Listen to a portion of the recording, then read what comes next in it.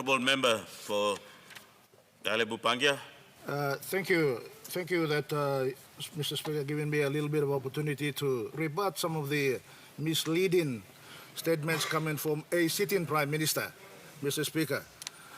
I said what I had to say about the statement from the Treasurer already, but there are a few misleading points that the good Prime Minister has raised. That when we were in government, yes, we got debt. With those debts, I built infrastructure in the country, Mr. Speaker. We left it with 28 billion kina worth of debt in the country. 28 billion kina. Today it's 53. Today it's 53. Honourable Member, we have a point of order. Please, don't keep on misleading Parliament. It's not 28. It's a 39 billion kina debt you left behind. IMF confirms this. Central Bank confirms this. All borrowed publicly and all hidden in the state-owned enterprises, and every other debt we were carrying, put to the table. We inherited. We were sitting at a 39 billion kina debt, which was already above 35% debt to GDP threshold that Fiscal Responsibility Act allowed for, Mr. Speaker. Honourable Prime Minister, thank you for your point of order, but I will ask the Honourable Member's term to debate, so I'll allow Mr. him Speaker, to continue when on the your Prime debate. Minister was speaking, we tried all our very best not to interrupt him. All our very best, and despite all the facts that he was presenting were wrong. But all he has to do, Mr. Speaker, all he has to do is look at his own annual budget outcomes that he tables on this Parliament to see the figures that I'm calling about. That's all he has to do. That's what he tables on this floor of Parliament. Now, that is the only document that we can depend on. That is the government's official position, Mr. Speaker. But, today we have 53 billion kina worth of debt, but, the only construction of things that are happening is this so-called Connect PNG. Well, we'll see the outcome of it very soon. We'll see the outcome of who is getting the contracts and who is doing the work, who is not doing the work, who is getting paid. Those things are now starting to be asked by the same very people that you are bringing into this country, IMF. They're asking about the procurement processes, names of people who have got contracts. So it'll be very interesting. So we look forward to them working with you over the next 12 months to give you all the conditions that they have listed and you have tabled on this floor of Parliament to be complied with. So we are encouraged by some of the things that they are saying, but getting 3.225 billion kina bailout from IMF is not easy. It is going to be a challenge. They are going to tighten the noose, and we are going to struggle to survive. This is what we are missing at this point. Now, in May 2020, despite what the Prime Minister is saying, May 2020, there's a club in Paris called Paris Club, made out of most of the world's most developed economies. There are no Africans, there are no Chinese, there are not many Asians, but world's most developed economies. They suspended all the repayment of loans for PNG in May 2020. Treasurer needs to give some details of that to the House. Why did they suspend repayments? It's only because when we are not able to repay the loan, they suspend it so they give us breathing space.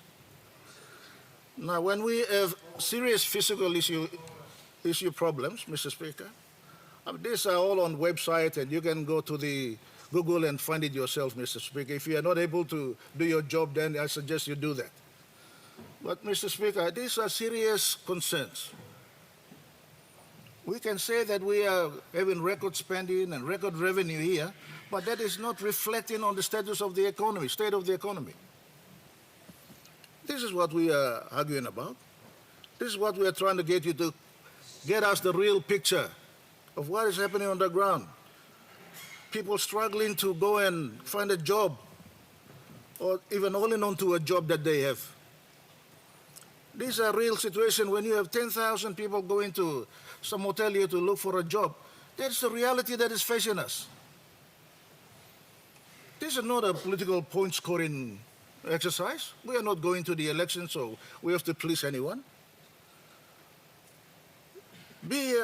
a government that is for the people. Take on advice and critics, comments and things, and assess it. Why are people complaining?